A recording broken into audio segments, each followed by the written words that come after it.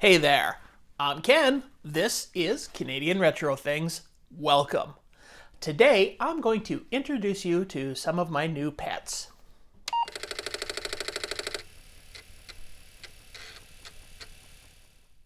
The other day I took a little road trip and I picked myself up some new pets. And I wanted to introduce you to them because, well, if you've been watching my channel, you know that I do like pets. So, yeah, let's introduce you to them. I'll go see if I can find one of them. Oops. No, this isn't the pet I was talking about. This is Dash. You may remember him from some brief other videos. Oh man, you know what? Wrong pet. Again, this is Tiggy. You may recognize him from some of my previous videos as well. You know what? I just remembered my new pets are out in the garage. So why don't we head out there and take a look? But as we're doing that, I have to give a big hello and a big thank you to the newest sponsor of my channel, Retro Rewind. Retro Rewind for all of your Coco and Commodore needs. If you're looking for things for your Commodore 64, 128, 16, Plus 4, VIC-20, Amiga, or Tandy Color computer, then you should check out Retro Rewind. They have capacitor kits, diagnostic hardware, various types of adapters, Coco SDCs, Kung Fu flashcards for your C64, and many other things. Don't have the tools to recap your board? They offer recap services as well. And since we're all friends here, you can use my discount code of CRT10 to save 10%. Retro Rewind also ships worldwide, so visit www.retrorewind.ca. And don't forget to use CRT10 at checkout for your 10% discount. And here we are out in my garage. Here are my new pets. Yes, they're computers, not animals. Right. So, I am going to bring each of these into the house and we'll take a quick look at them today. I'm not going to diagnose anything or try to get them running. I'm just going to take a quick look at them. So I've got these four. And one more back here if you can see it. So let's grab one, take it inside, and see what we got. The first one we're going to look at is the oldest one that I believe is in the collection. Now, I should preface this with telling you that I know nothing about pets. I have started reading up on them, but I've never owned one, I've never used one, so this is going to be an adventure fixing these up. So, it's a little bit rusty. Good old metal case. It is missing the keyboard. Now this is the original square chiclet keyboard that goes in this one, and the person that I got this off of said that they think that they have it somewhere, so they're going to look for it.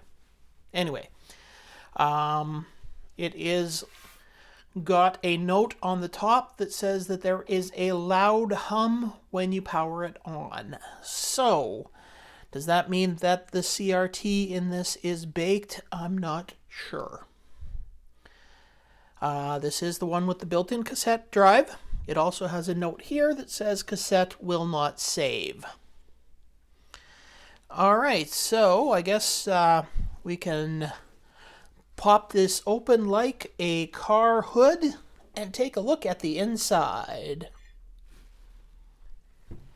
And here we are with the inside. So the power regulator is plugged in and out. The other pet is back. So looks like there are 3 chips here that are not in the board. Now I don't know whether that is normal or not in these. As I said, I know nothing about these. So I guess we'll discover that as we look. So other than that, it looks like all the chips are populated on here, as I said, except for these three, which are UD3, UD4, and UD5. All right. A little bit, definitely very rusty on the inside as well. So, just looking here at all the things I can do with this. Oh, and there is a kickstand. I was wondering about that. Ah. I guess that goes in there. Ah, that's easier. Okay. Anyways, looking pretty good in there, so let's move on to the next computer.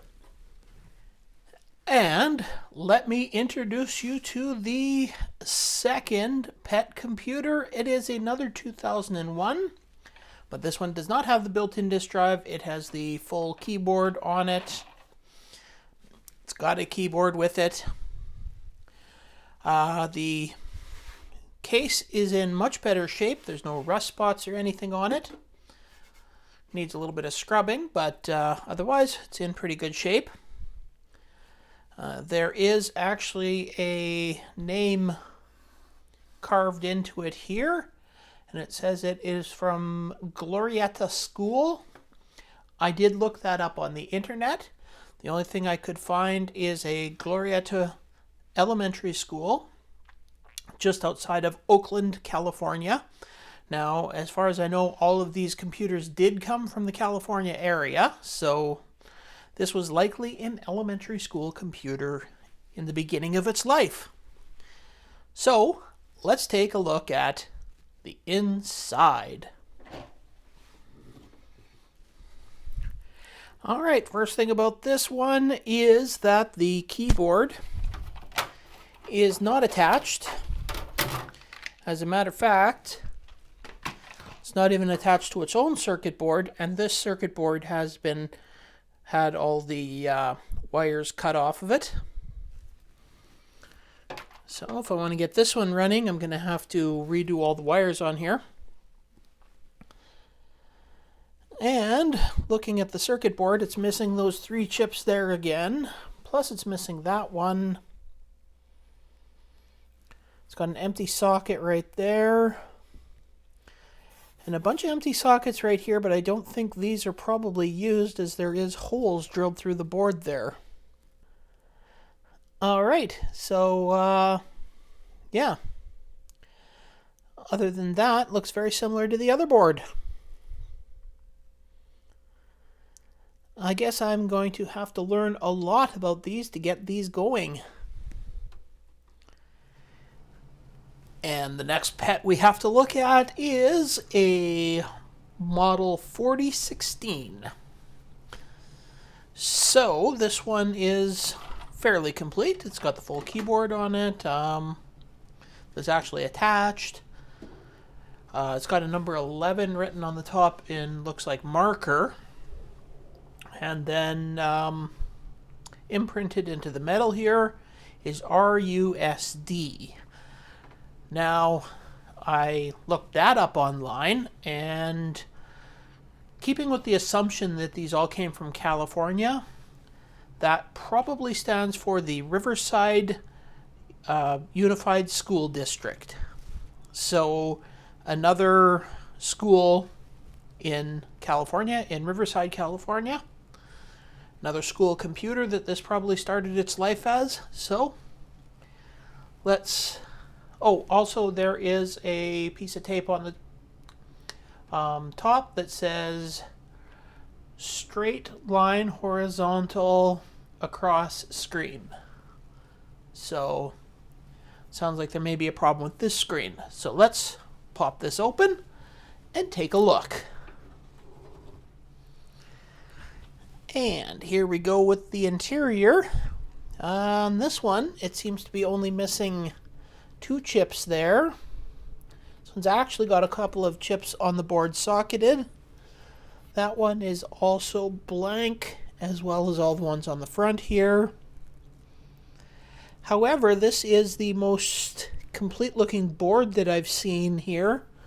All of the interior seems to be connected. This one looks like it might be one of the easier ones to actually get going. It looks like there is a piece of paper back here. What is this? So it's a little thing that says Albany Microcomputers, Richmond, California. So it must have been a place that fixed this at some point. All right. Now, having looked at this computer and seen the inside of it, that it's the most complete one that I've seen yet, and actually all connected together, everything inside is connected, I think I can't help myself from maybe plugging this in and turning it on. I just want to see what that screen is doing. That may give me an idea on whether this is going to be one of the first ones that I try to fix. So I'll be right back while I get this set up and plugged in. All right, here we go. I got it plugged in, ready to go. Shall we hope there's no smoke show? And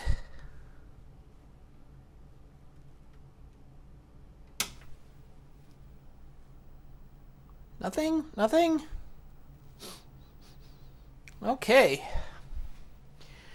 We have a extremely bright straight bar across the screen. It's not doing anything else other than the straight bar.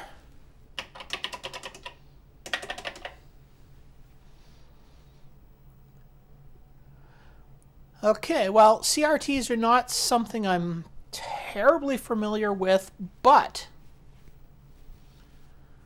I have watched a lot of videos on repairing them, and I've seen a lot of times that that's happening, that it could be bad capacitors or bad solder joints on the power board, so that might be it. I don't know. And yeah, I don't know if the PET is supposed to beep or anything when you turn it on.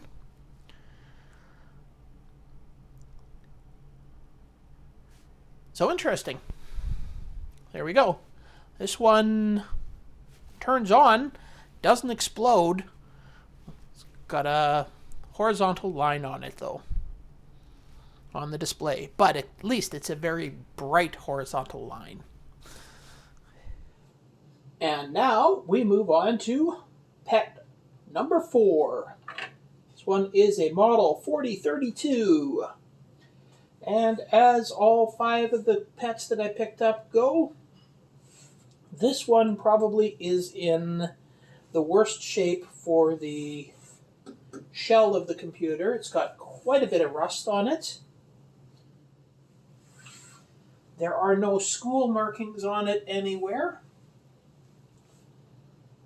However, it does say at the top, pop and